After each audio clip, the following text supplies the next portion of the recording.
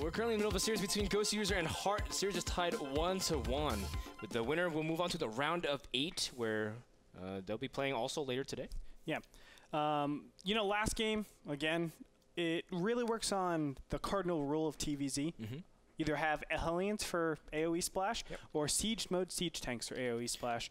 If ever you don't have either of the two, Zerglings Baneling will be able to crush you most of the time, especially if you're going eco style. Until you get to that point where you have a lot of bile and splitting becomes very viable and you have control like Taja, then it gets to the point where it's really difficult to deal with the early amount of Zergling Banelings, because it gets to the point where even if you have like 3 bunkers, if they just come rolling with Banelings, you can't hold your third. I've been a victim of that so many times against Gretorp, against Mr. Bitter, against every kind of Zerg on ladder. So we'll see if Heart's going to be able to gather himself, and we're going to Cloud Kingdom for game number 3, Andre. Let's do it right now. Cloud Kingdom, a great TVZ map, honestly, in my opinion, because whenever you expand as Zerg, you're expanding kind of towards the Terran, and also when you expand, you're also doing it in progression, so there's a really nice push for wherever Terran is going to go. They can kill, sometimes at least 1, but you can go up to 3 expansions. Talking about the bottom right expansions. If I push over here, I claim this expansion, this one over here, and then this one over here if it's successful. It goes both ways, too, because of so many avenues. There's a lot of counterattack paths as well. And yes, the expansion pathings can help Terran a lot, especially as the game goes later. I think towards the later stage of the games, this map is actually really good for Terran. That's what a lot of Zergs fear. But I know players like even Thorzane has been very vocal about this kind of map and saying, I'm not necessarily sure if I want to play against Zerg, especially a Zerg that has a lot of high aggression off of 3 bases, like what Goswser was trying to do. Yeah, because those are so dangerous, and it's becoming more of a, more into the fashion, I think, to go these 3-base pushes, because so many times Terrans make so many different greedy builds. It could be a command center, triple command center, and then they double upgrade and they tech at the same time.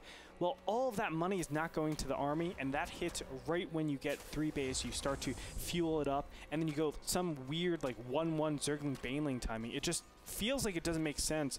But in the end, when you think about it and you think what Terran has to do, yes, it makes complete sense. And with that, let's go ahead and introduce our players. Starting in the top right, we have Heart from Team Complexity. Currently, it is his map choice. It is his home court, essentially, because he won game number 1, but lost the second game. He is opening up very similar to what he did in game number 2, but of course, Goswser with a very faithful drone scout, just trying to be really safe and play according to what Heart's MO is. In the bottom left, we have Goswser from Team Complexity as well. Both these guys are teammates, but from very different divisions. Heart trains in Korea. Goswser trains in the Complexity house. I believe it's in Texas, right? Yes. So, and of course, they have that cam where you can always see the players, which is Big a little brother. bit weird. It's like the Truman Show where you constantly have a camera on them. I can't imagine always having a camera in my room, seeing what I'm doing. It will keep me honest. Not that I don't do anything suspicious in my own room, Andre, but... But it'll keep me honest, I think. Especially if I said, hey, I'm going to be training like crazy, and if I don't train like crazy, people will call you out. People will actually take the 20 people that are always watching the stream, because that stream's 24/7. You can always watch Goswser and QXE and all the other people play in that house. It's actually quite scary, in my opinion. I think it's actually very motivating as well. It is. I really Out hope. of fear. Honestly, I just want to emphasize that it is very terrifying to be constantly watched. I'm one of those people that if I walk down the street, I was in San Francisco though just a week ago, Andre. Just a week ago, I followed by a guy in the Tenderloin. It was a very scary moment. I hate being followed, Andre. But speaking of being followed, Goswser is hot on the tail of Heart building this bunker again, trying to see if he can deny it. And the Marine's going to try to deny this bunker, and it will get it. Again, great timing from Goswser. Jeez, I mean, these 4 Zerglings are so intelligent. And a lot of people wouldn't actually defend against something like that. But of course, Goswser ahead of the curve. And it really shows you as well that these 2 players have to be practicing. Yeah. Because who builds both of these like this? Like, oh, I'm going to send 4 Zerglings immediately out to my 3rd base.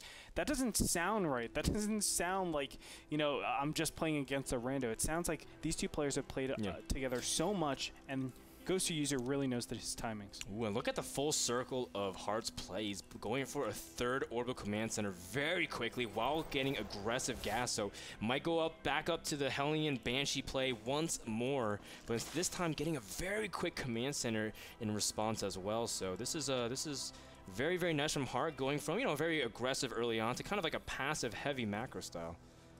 And this third hatchery is so interesting to me. The third hatchery goes up in such a weird place, and I really think you can actually get the third. Fun little fact, because I know you're going to be playing Zerg in season number 9. I think it's Is it season 9? They go by the years now, kind of like GSL. Like it's 2012 season 3 kind of thing. Yeah. Okay, well, it's season 9. You can actually put a creep tumor over here, and then go up into your main, and it'll still spread to the bottom. Oh, that's and actually really cool. It's a really fast way of actually connecting your bases, so you can get queens between across. Your natural and your third. Exactly. You need like one less creep tumor, which is actually a world of difference, and it won't be targeted down by any Hellions. You have good connection, and you're able to defend your third really accurately. The more you know, Andre. The more you know, man. The more you know. I think you should do your own series of like tips and tricks, and then you can just sign off like a GI Gretorp, like knowing is half the battle. The more you know. Ding ding. Yeah. But we see that Goswser user at this point just pretty much macroing up very normally. His drone count's a lot healthier this time, 7.5 minutes. He's already over the 50 mark. And of course, going to try to squeeze out to maybe the mid-60s if he can get it. Heart's being really passive, though. And that's kind of playing into the metagame, you know. You can't really stop Zergs from being able to drone up at this point, so might as well just play heavy greed at this point. You can see Heart making a lot of use with his gas as well as a lot of SCVs. Doesn't have many units. In fact, he only has 4 Marines. This is pretty much as greedy as greed can be. Yes. Okay. Rotterdam's going to actually make fun of me so much for this. But Goswser user actually has a really big tell. Seeing this 4th gas just get put up should tell Goswser user actually that there's a 3rd command center coming up. Did we say that again? Okay. Goswser user had this overlord here. This 4th gas actually just got put up. Yeah. Now he doesn't know if there's 3 gas or only 2 gas before this, or maybe there's the second. Maybe this is the first gas. Maybe it is, but all 2-base builds actually require, or most 2-base builds require all 4 gas. So this is a big indicator that it's most likely a 3rd command center, and that's why this gas is so late. So that should be an indicator Goswser user can actually drone up to, as you said, mid-60s. Right now he's at 67, and he's going higher. I like where Goswser user is going with this game. Yeah. And from this point on, has everything he wants, the double Evo chamber, and he's going to get his speed very delayed, but no harm, no foul. And he's spreading his creep already to the watchtower.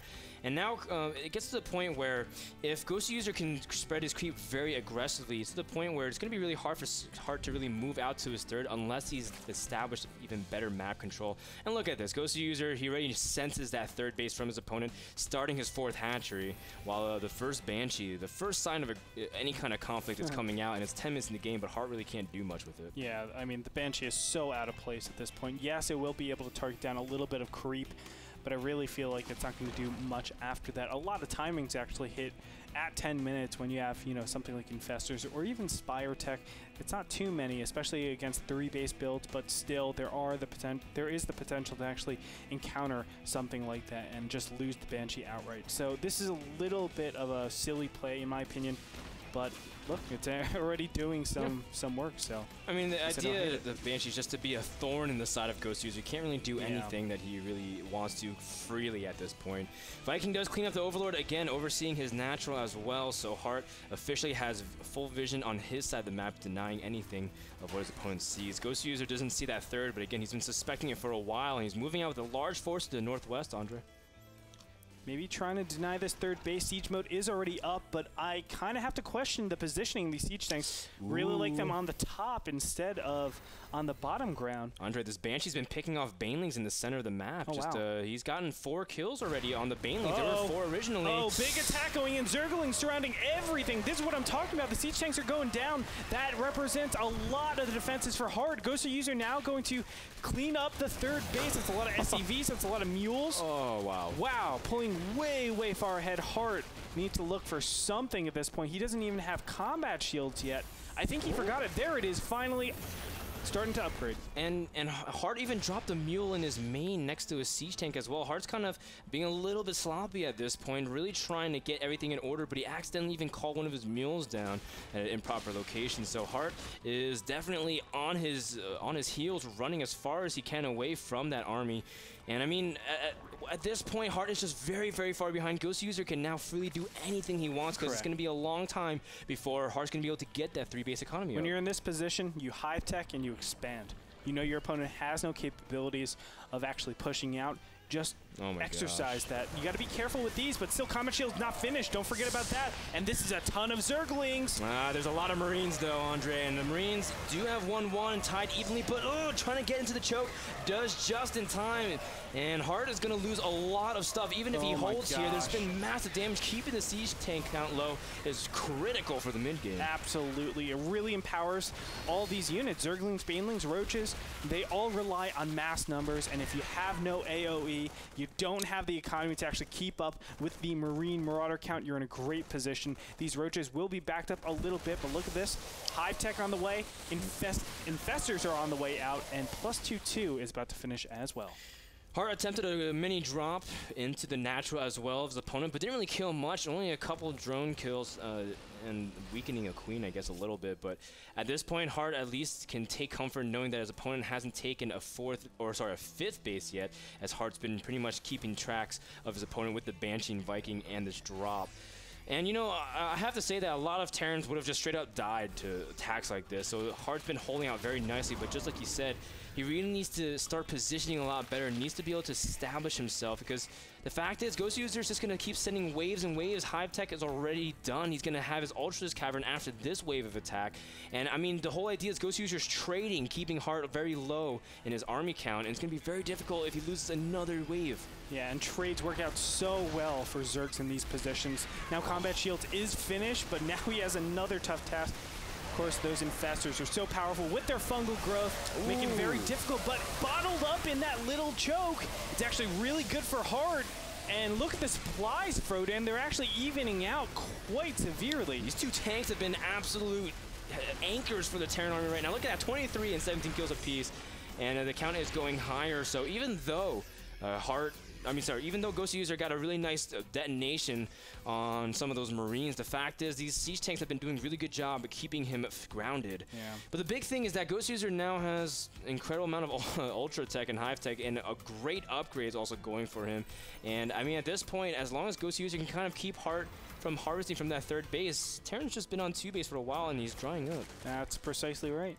And yes, he doesn't really have to make that many more SCVs because it's what you just said. When you dry up, I mean, what's the point? You're not actually on 3-base economy, but this little attack squadron is going to be cleaned up so easily. Fungal growth's going down, and it should be cleaned up pretty soon here. The power of the Medivacs really keeping all those Marines alive. Nicely done, but still, I mean, Goswser is super far ahead. Where is he going to go with this? Ultras, just as you said, all the major upgrades, +3/3 and chitinous plating is being upgraded as we speak. So Hart, he looks to be tapping out pretty soon as he actually encounters these Ultras. I do wonder, though. Goswser has 97 drones, and his army supply count is actually not that high compared to his opponent. If we can pull up that tab, you can see that if Hart does really good things, we've seen crazier moments where Terran can really maximize their cost efficiency. We've seen especially Tasia with siege tanks. Yeah. Tasia and Kots. Oh, yeah. We've seen Tasia and Kots. Here comes a huge attack from Goswser as well. Ultralist, not really even attacking, just kind of pushing the Zerglings forward, being the empowering mother of the Zerg army. But Hart, he's going to try to pull back and spread as much as possible. Where the Infestors for the Fungals, they're not even really including themselves in the army, and Hart will hold once more. And these trades are becoming less and less efficient for Goswser, but regardless, Hart's economy is so low. He only has 32 SCVs. Yeah, really tough position in my opinion. And no, those 2 siege tanks, 31 kills and 28, now going to look to push. You know, they've been such heroes, a commander for both of them. And I think they're going to die, Frodan. That's what I'm scared about. I mean, this is a very, very hard situation for Hart, but I mean, the fact that he's moving out here, he knows he has an opportunity because he just killed a bunch of Zerg's army, but he's not in position. In fact, the Ultras are going to catch the tanks, unsiege a massive fungal on all the Marines, and there it is, GG. nothing really left for Goswser, or for Heart rather. Goswser takes it 2-1. Yeah, well done, Goswser. And you can really see Complexity Academy no longer. That's why Goswser taking out the big favorite, who was Heart, the Korean dominance in, I think, this particular tournament. Really impressive play. And congratulations, that's all I really have to say. I mean, just overall strong play off of 3-base. Yeah, I mean, it was really cool, just the fact that he's able to trade and be able to just take pace. It was very similar to how Terran loves to play bio against Zerg, where you just keep trading that, you know, and just really keep them on the back foot. They can't ever feel comfortable of doing anything, and just being able to trade like that. Very well done by Goswser. You know, and that makes it the round of 8 now that Goswser is going to advance. One of the few North Americans left. Yeah, we also had a lot of other players actually advancing into the round of... Wait, is it round of 8? They advanced to the round of 8. We have Minigun, Daisy. Who else do we have, Andre? We have Bishu, Inca, and Glan. Ooh. Very surprising, I think. Glan. A lot of upsets going down in this Open. Yeah, we've had plenty of upsets, but that's kind of what NASL is all about, giving those unknown players an opportunity to shine. So we'll be back with our next series of the day. Will be Sleep versus Crank. All right, so we've been seeing a lot of posts trying to support Crank. Let's see what he's got in the round of 16 of the NASL Season 4 qualifiers. Don't go anywhere. We'll be back in just a minute.